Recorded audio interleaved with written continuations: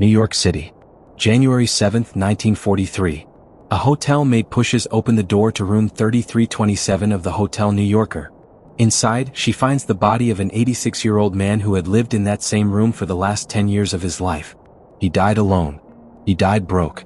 In his final years, he survived on warm milk and crackers, and his greatest daily obsession was feeding the pigeons on the window ledge. The man in that room held more than 300 patents. He had lit the 1893 World's Fair in Chicago in front of 27 million people. He had powered Buffalo, New York with the first alternating current hydroelectric plant in human history. Every time you plug in a phone, flip a switch, run a refrigerator, or start an electric car, you are living inside a world that he drew on paper before anyone else could imagine it. And yet, on the morning of January 8, 1943, most Americans could not have told you his name. So how does that happen? How does the man who literally engineered the 20th century die in a hotel room, alone, in debt, listed as an anonymous long-term guest? Who buries a genius while he is still breathing? And more importantly, who benefits when the credit for his work quietly slides onto someone else's name? This is the story of Nikola Tesla. This is the story of a Serbian immigrant with an eidetic memory who arrived in America with 4 cents in his pocket. This is the story of a bitter feud with Thomas Edison, of a rival named Guglielmo Marconi who somehow walked away with a Nobel Prize using 17 of Tesla's own patents, of a mysterious reversal by the United States Patent Office that no one has ever fully explained, of a shining wireless tower on Long Island that investors killed in its cradle, and of a single act of loyalty toward a friend that cost Tesla an amount worth more than $300 million in today's money. It is also the story of a question that historians still argue about. Was Nikola Tesla simply a bad businessman crushed by sharper men? Or was he something more dangerous than that, a scientist so far ahead of his moment that the corporations building the modern electrical grid could not afford to let him lead it? Was he forgotten by accident or was he forgotten on purpose? Before we go any further, a quick note on sources.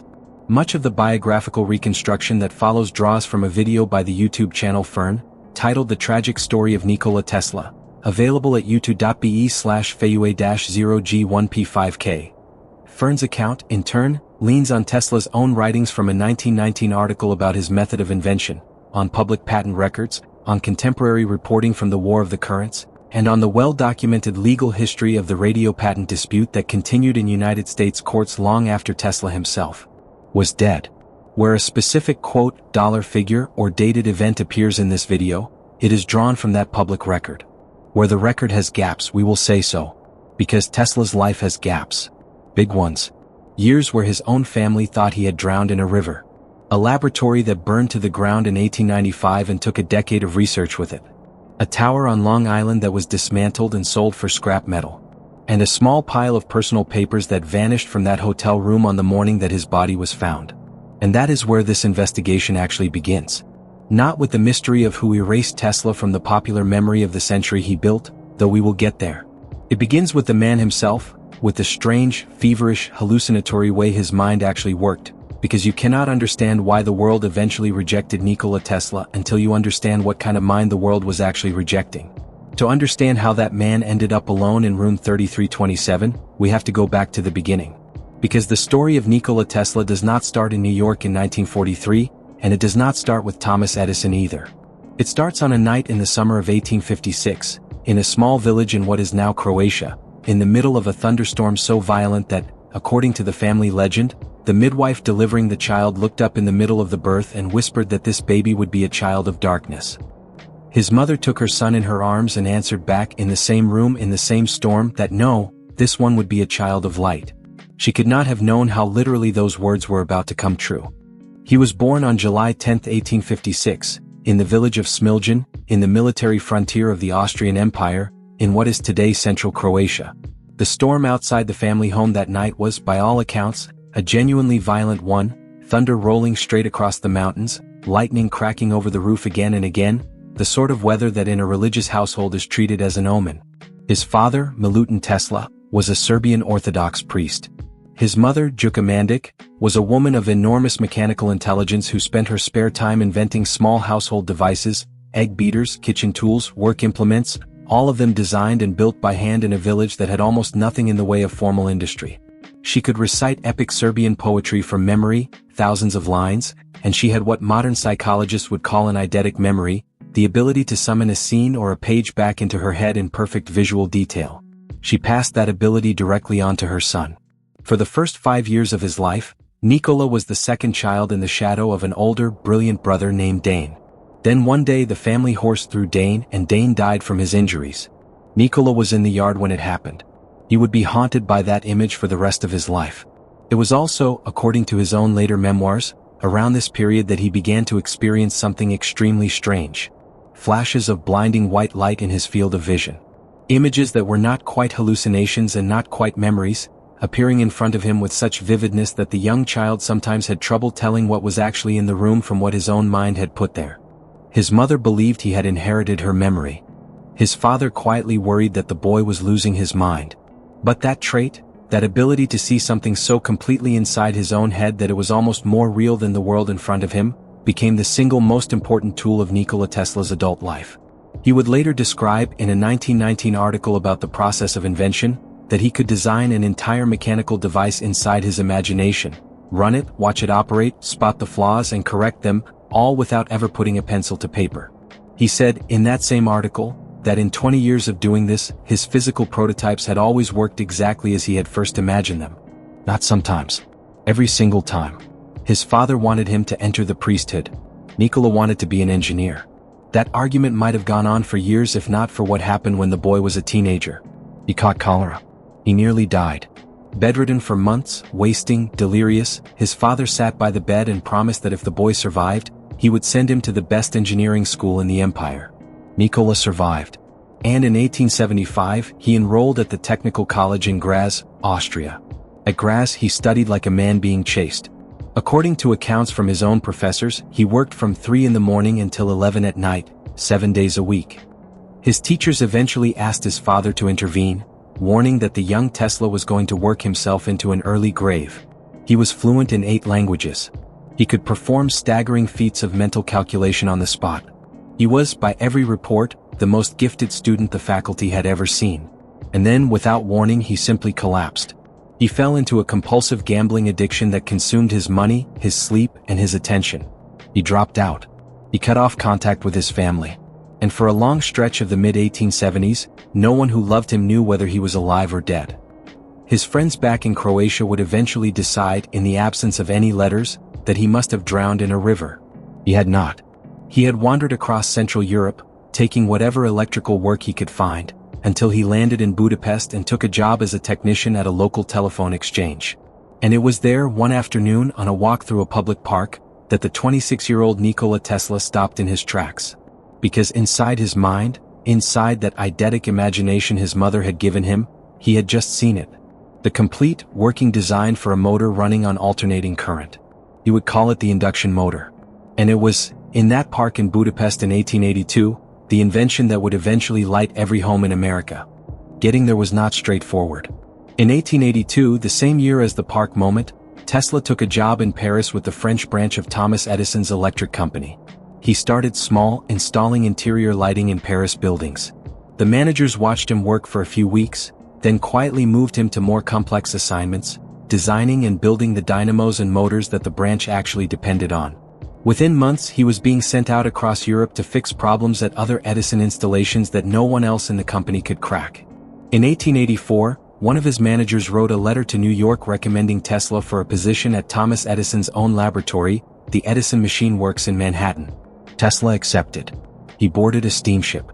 And somewhere on the Atlantic crossing, someone stole his money. He arrived in the port of New York with, by his own later account, 4 cents in his pocket, along with a book of poetry, some drawings of a flying machine, and a letter of introduction to Thomas Alva Edison, the most famous inventor in the world. At first, the two men liked each other.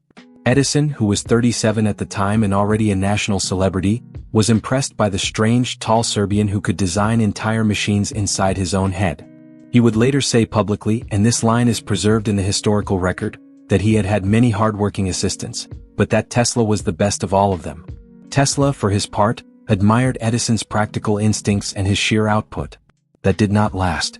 Because Tesla and Edison did not agree on the single most important question in the electricity industry of the 1880s. That question was, how do you actually get electric power from where it is generated to where it needs to be used?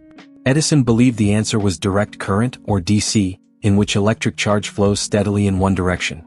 Tesla believed the answer was alternating current, or AC, in which the charge reverses direction many times per second. That reversal, that constant little back and forth motion, sounds like a small technical detail. It is not.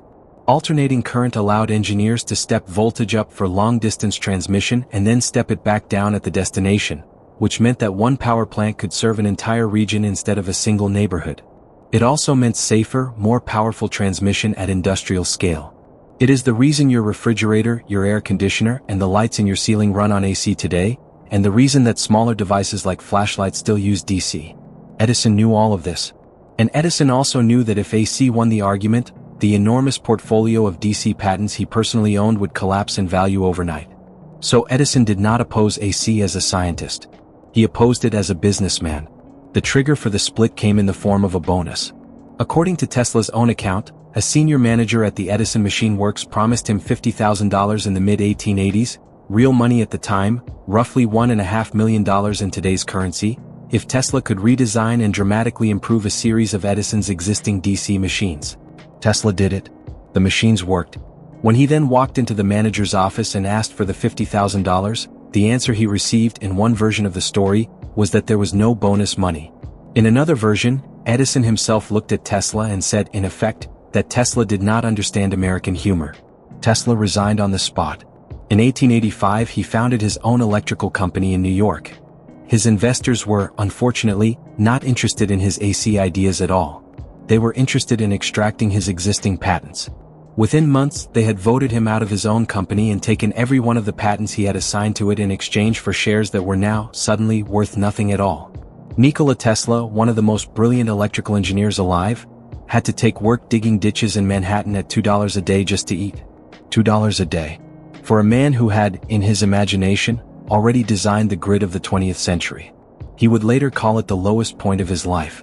If this investigation is landing for you so far, take 1 second and drop a like on the video. It genuinely helps the channel keep making long-form breakdowns like this one. Because from here the story gets much darker and much stranger. Tesla clawed his way back out of the ditches in less than 2 years. In 1887, he filed the patent that had first appeared to him in that Budapest park 5 years earlier. It was called the induction motor. And it was, in mechanical terms, the most efficient device ever invented for converting electrical power into physical motion, using alternating current as its input. Almost a century and a half later, a modernized version of that same core design would end up spinning inside every one of the electric vehicles built by a company called Tesla, named for the inventor by a man who understood exactly what he was borrowing. Tesla patented the motor and demonstrated it the following year at a meeting of the American Institute of Electrical Engineers in New York. And sitting in the audience that night, or reading about it in the trade press soon after, was a man named George Westinghouse. Westinghouse was already one of the biggest players in the American electricity market. He was Edison's most serious rival. And he had been quietly building an entire alternating current distribution system, but he had a missing piece. He did not have a working AC motor. Now, in a single demonstration in New York, that missing piece had just landed in his lap. Westinghouse moved fast. He licensed Tesla's AC motor patents outright for $60,000 up front, plus a block of shares in his company, plus royalties on every horsepower of electricity his company ever generated from Tesla's design.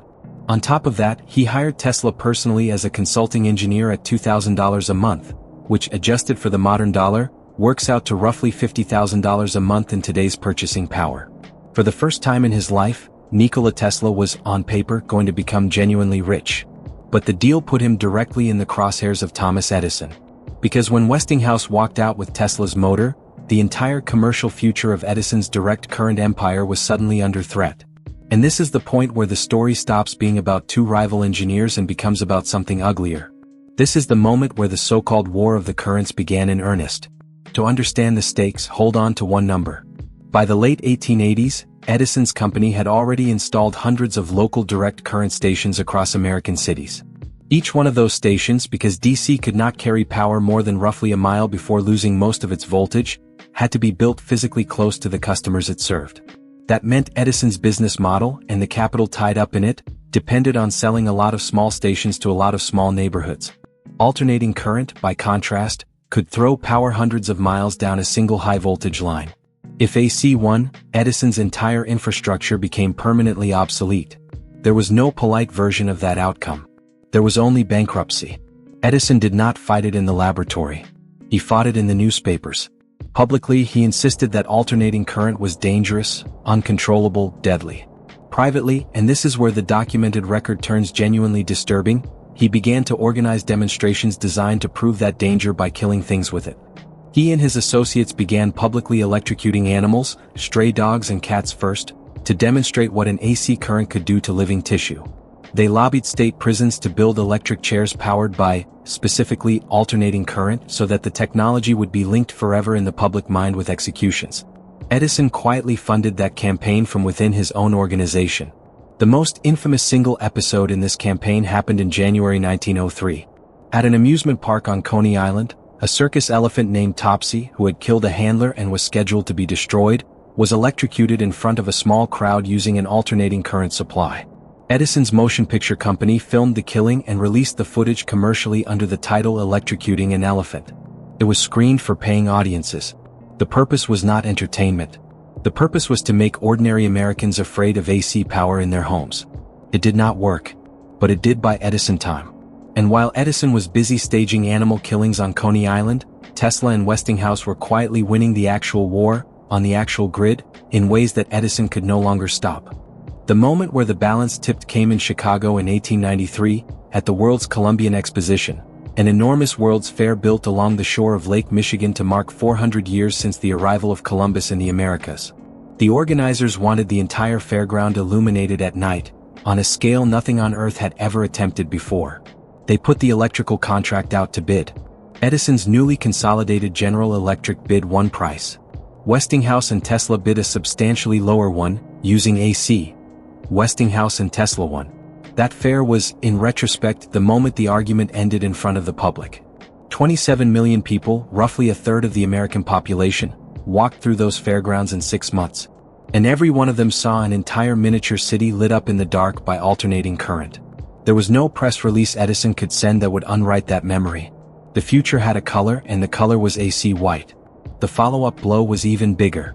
Westinghouse and Tesla then beat General Electric again on the contract to build the world's first commercial-scale alternating current power plant, at Niagara Falls, on the border between New York State and Ontario. When the Niagara plant switched on, and when its transmission lines began carrying power all the way to the city of Buffalo, over 20 miles away, the War of the Currents was, for all practical purposes, over. Buffalo lit up. Direct current, as a national standard, was finished. A statue of Nikola Tesla stands on the Canadian side of Niagara Falls to this day, marking what he built there. He was also, in the process, one of the founding pioneers of what we now call renewable energy, because the entire Niagara plant was powered by falling water. In the mid-1890s, Nikola Tesla put the world's first commercial hydroelectric station on the map. You would expect, at this point in the story, for Tesla to become one of the richest men on the planet. His royalty contract with Westinghouse guaranteed him a percentage of every unit of electric power his AC system generated, forever.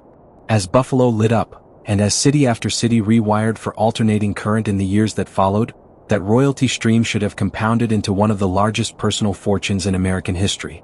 Some historians have estimated, using nothing more than the contracted rate applied to actual generation, that if Tesla had held those royalties for even a decade or two, he would have become, comfortably, the first billionaire the world had ever seen. That is not what happened. In 1897, only 2 years after Buffalo came online, Westinghouse himself walked into Tesla's office and asked for a favor. His company, in the middle of the AC rollout, had racked up something in the neighborhood of $10 million in debt. Wall Street was circling. His financial backers were pressuring him to renegotiate every long-term obligation the company had. And the biggest single long-term obligation on the Westinghouse balance sheet was the royalty contract with Nikola Tesla. Westinghouse asked Tesla if he would consider giving up his royalty rate to save the company. And what Tesla did next is, depending on your worldview, either the noblest or the most economically catastrophic gesture in the history of American engineering. He tore up the contract. Not renegotiated it. Not reduced it.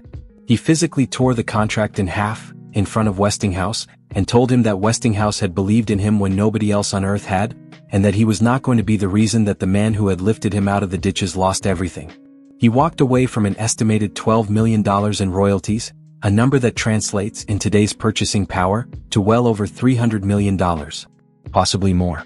Westinghouse in exchange paid Tesla a one-time lump sum of $216,000 for perpetual use of the AC patents, roughly $6 million in today's money. And the Westinghouse company survived. This is a moment worth pausing on. In one gesture, Nikola Tesla voluntarily surrendered the largest personal fortune the 20th century was going to offer him. He did it out of loyalty. He did it because, as more than one biographer has since put it, he was not a capitalist. He was an inventor. What he wanted from money was the freedom to build the next thing. And in 1897 he still had, briefly, exactly that. That $216,000 in the moment was still real money. $6 million in today's terms. Enough for Tesla to walk out of Westinghouse's office, rent laboratory space of his own in Manhattan, and begin what would become, in almost every objective measure, the most creatively productive decade of his entire life. Between 1897 and roughly 1905, working out of a series of labs in New York, Tesla filed patent after patent after patent. By the end of his lifetime, the total would exceed 300. A partial and incomplete list of what he pioneered in that period alone reads, honestly, like a preview of the entire 20th century in advance. He built the Tesla coil, a device capable of generating enormous voltages at radio frequencies, which is still used in high-voltage physics demonstrations to this day. He experimented with high-frequency currents and produced an early ancestor of the neon light, decades before neon signage became commercial. He carried out some of the earliest experiments in the world with X-ray radiation. There is a photograph taken in his lab of a bare human hand made transparent by his equipment, one of the very first X-ray images ever produced anywhere on the planet. He was doing that work simultaneously with, and in some cases ahead of, Wilhelm Röntgen in Germany, who is typically the one who gets credited with the discovery. He designed a bladeless steam turbine, still known today as the Tesla turbine, that used only smooth disks and viscosity to convert steam pressure into rotation. And in 1898, in front of a stunned audience at Madison Square Garden in New York, he demonstrated something that most of them could not literally believe. He put a small model boat into a tank of water, stood on the far side of the arena, and drove the boat around the tank using radio signals from a handheld transmitter. He was operating a physical vehicle from a distance, with no wires touching it, in an era where most Americans had never even seen a light bulb up close. Members of the crowd, according to contemporary accounts, accused him of using magic, hidden animals, or possibly a small trained monkey inside the boat. It was, in fact, the direct ancestor of every remote-controlled drone flying anywhere in the world today. Tesla was also, in this stretch, socially prominent for essentially the only time in his life. His New York labs became a stop on the informal circuit of famous visitors, industrialists, journalists, senators, actresses, financiers. Chief among them was Mark Twain, the most celebrated American writer of the age, who became a close personal friend of Tesla's and spent long evenings inside the laboratory being shown high-voltage tricks and experimental prototypes. There are surviving photographs of Twain, standing in the middle of the laboratory, holding an illuminated glass tube in his bare hands, the tube glowing steadily, powered wirelessly through the air by Tesla's demonstrations, with no cord and no visible connection. It looks, in the photographs, exactly like the kind of thing you would expect to see done by a stage magician a century later. But it was not a trick. It was proof of principle. Tesla had already worked out, in the mid-1890s, that electricity could be transmitted through the air without wires. The problem was going to be convincing the rest of the world to bet money on that idea. By 1899, Nikola Tesla was possibly the most famous engineer in the United States. But something had already gone wrong, quietly, in the background. 2 years before the Westinghouse payout, in March of 1895, Tesla's original laboratory in Lower Manhattan had caught fire in the middle of the night. Everything inside had burned. Prototypes, notebooks, drawings, entire lines of research that existed nowhere else on Earth, because Tesla did not write most of them down. He held them in his own head. The physical apparatus that translated those visions into working machines was gone. Almost a decade of accumulated experimental work vanished in a single night. Tesla rebuilt. But he never rebuilt everything. And by the time he was finally ready to file a patent on one of the technologies he had been quietly developing before the fire, a technology called radio, someone on the other side of the Atlantic had quietly begun to catch up. If you have made it this far into the story, hit subscribe on the channel. Because the next chapter is the one where the theft happens. His name was Guglielmo Marconi. He was an Italian entrepreneur, a generation younger than Tesla, working out of England, and he was, at the turn of the century, a genuinely gifted radio experimenter in his own right. This part is important not to skip. Marconi was not a fraud. He was a real inventor. What he did, however, was build his radio apparatus by combining, stacking, and refining components already patented by other engineers, including 17 separate patents that had already been filed and granted to Nikola Tesla. Marconi tried first to obtain his own American radio patents. The United States Patent Office initially told him no. The reason the Patent Office gave in writing at the time was straightforward. The devices Marconi was describing overlapped substantially with prior work already patented in the United States by Nikola Tesla, and were therefore not novel enough to warrant a new patent. That decision at the turn of the century should have been the end of the story. Tesla, for his part, was not particularly upset. In his own words at the time, he had no personal quarrel with Marconi. Marconi was, in his view, doing interesting engineering work with tools that Tesla had already made possible. Tesla could afford to be generous about it. He was still, at that point, the acknowledged inventor of the underlying system. Then, on December 12, 1901, Marconi sat in Newfoundland and, according to his own account, received a wireless signal that had been transmitted from a station in Cornwall, on the other side of the Atlantic Ocean. It was the first transatlantic radio transmission in history. It was covered in newspapers around the world. And it was accomplished in the physical hardware, using 17 of Nikola Tesla's patented components. The public did not know that last part. The public knew Marconi's face. He became overnight the man who had shrunk the world. His backers in London and New York, sensing something enormous, poured money into his company. And here is where the second player in this story returns to the field. Thomas Edison, watching all of this from across the Atlantic, personally endorsed Marconi and helped funnel financial support toward Marconi's American operations. The former enemy of Tesla found in Tesla's newest rival a very useful ally. And then, in 1904, something happened that has never been fully explained. The United States Patent Office, without warning and without any published rationale that has ever satisfied historians of the field, reversed its own earlier decision. It vacated Tesla's priority claim on key aspects of the radio patent and granted the same territory to Guglielmo Marconi. Overnight, on paper, Marconi became the inventor of the radio in the eyes of American law. There was no new evidence presented.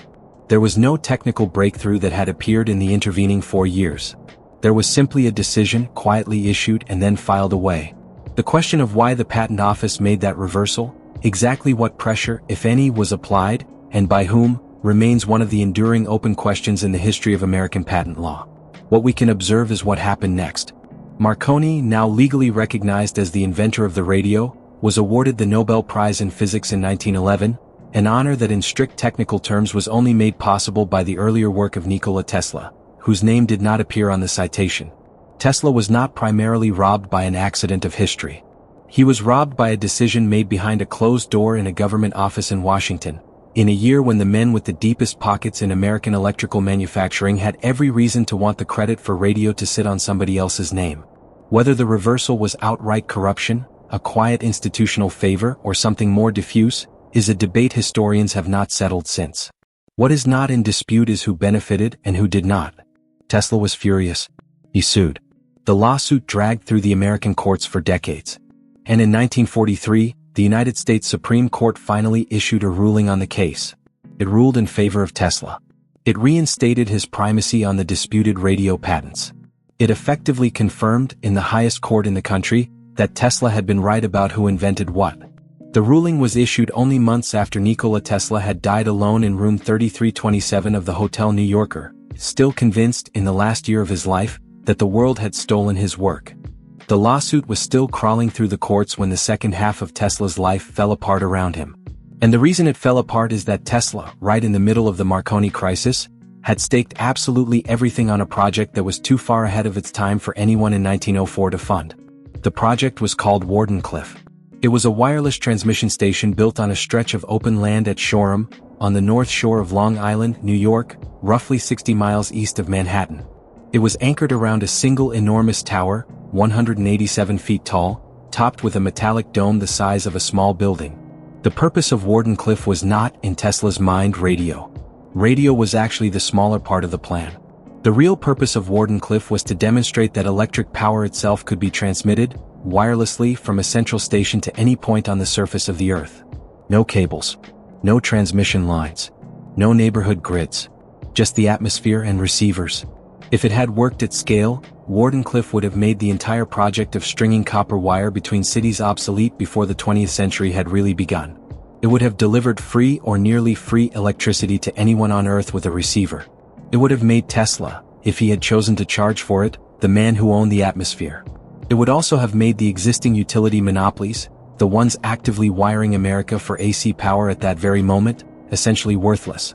His principal financial backer for the project was J.P. Morgan, the most powerful banker in the United States. When it became clear to Morgan and the other investors that Tesla's real goal at Wardenclyffe was not simply to compete with Marconi at radio, but to build a device that could dissolve their own existing investments in copper wire and metered electricity, they did the predictable thing. They stopped funding it. Marconi's simpler and more commercially controllable radio scheme won the money that Tesla could no longer raise. In 1905, unable to pay his construction crews, unable to buy the last components he needed, Nikola Tesla abandoned Wardenclyffe. The tower stood there and used for another dozen years. In 1917, in the middle of the First World War, the mortgage holder foreclosed on the property. The metal dome was dismantled. The tower was dynamited to the ground and sold for scrap. Nothing of Wardenclyffe was ever built at scale, anywhere, again. Tesla's mental health, over the years that followed, deteriorated. He became increasingly obsessed with the pigeons of Manhattan. He described one particular white bird in a private conversation late in his life as something like the love of his life. He lived, over the following 2 decades, in a series of progressively cheaper New York hotel rooms, moved along whenever the bills went unpaid. In 1933, at the age of 77, he took a suite in the Hotel New Yorker. The Westinghouse Corporation, the same company that had once employed him at $50,000 a month in modern purchasing power, quietly began paying his hotel bills for the rest of his life. Tesla was, by then, alone in the city he had lit up 40 years earlier. He died in that hotel room of a heart condition, on the evening of January 7, 1943. He was 86 years old. His body was found by the maid the following morning. His personal papers, notes, and unfinished blueprints, which had been stored in that same room, were removed within hours of the discovery of his body by agents acting under the wartime authority of the alien property custodian, on the argument that Tesla was a foreign-born national whose work might contain material relevant to United States national security. Those papers, according to the public record, were reviewed by a young MIT electrical engineer named John G. Trump, who reported that most of them contained no immediate military value. The papers themselves, in their entirety, have never been fully released to the public since. That is where the biographical record officially ends. An 86-year-old man, alone, dying in the middle of a war his adopted country was fighting halfway around the world. A body found by a maid. A trunk of personal notes hauled off within hours, on the grounds that a fraction of what was inside might be a weapon.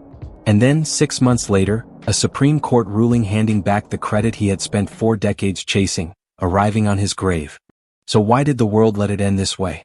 Why did the man who lit up Chicago, who put the first hydroelectric plant on the map at Niagara, who invented the induction motor still spinning inside every electric car sold today, die alone feeding pigeons on a windowsill? Bad luck plays a role. The fire of 1895 is bad luck. The Patent Office reversal of 1904 is worse than luck. But those explanations by themselves are not enough. There is a simpler, more uncomfortable answer buried under all of them. Nikola Tesla was not a capitalist. And in a society that was, in exactly the decades of his greatest work, transforming itself into the most efficient engine of capitalist accumulation the world had ever built, refusing to play by the rules of that engine was, effectively, a form of professional suicide. Edison played by the rules. He patented aggressively, sued aggressively, and staged public killings of animals to protect his revenue streams. Marconi played by the rules. He built a company, cultivated financial backers, and quietly benefited from a patent office reversal no one has ever explained in public. J.P. Morgan played by the rules. When Tesla's project threatened his existing infrastructure, Morgan pulled the funding and waited for the tower to fall. Every one of these men understood, in a way Tesla apparently never fully accepted, that in the early 20th century the person who owns the paper owns the invention, and the person who does not is a footnote no matter what he actually built. Tesla tore up the paper. In 1897, in an office in New York, in the single most defining gesture of his adult life, he physically tore up the paper. And that gesture is why the rest of us plug our phones into a wall today. And it is also why he died on room service. There is a pattern worth naming. Almost every one of Tesla's most valuable inventions tended, structurally, to reduce the amount of scarce, patentable infrastructure standing between electricity and the people using it. Alternating current drove the price of a kilowatt-hour down for decades. Wardenclyffe, if finished, would have stripped out the wire entirely. He kept trying to build things that would make somebody's monopoly obsolete. That is why the powerful people around him consistently found reasons to stop funding him at the exact moment his ideas became dangerous. Which is another way of saying that the title of this video is not a metaphor. Too much of a genius to be allowed to live does not have to mean assassination. It can mean something quieter. A man who out-invented everyone in the room for 40 years and was still starved of the resources to finish his most consequential projects, because those projects, if shipped, would have collapsed the balance sheets of the men writing the checks. He was not killed. He was defunded, outlawyered, and forgotten. Which brings us, finally, back to where the story began. Back to a small village in the Croatian highlands, in the middle of a thunderstorm in the summer of 1856, and to a midwife who looked down at a newborn boy and whispered that this child would be a child of darkness. And to a mother, exhausted, holding her son, answering back through the storm that no, this child would be a child of light. She was, in the end, entirely correct.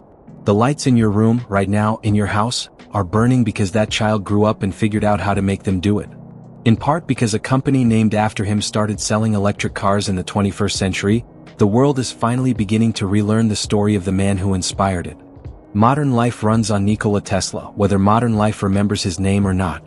If this investigation earned it, do 3 things.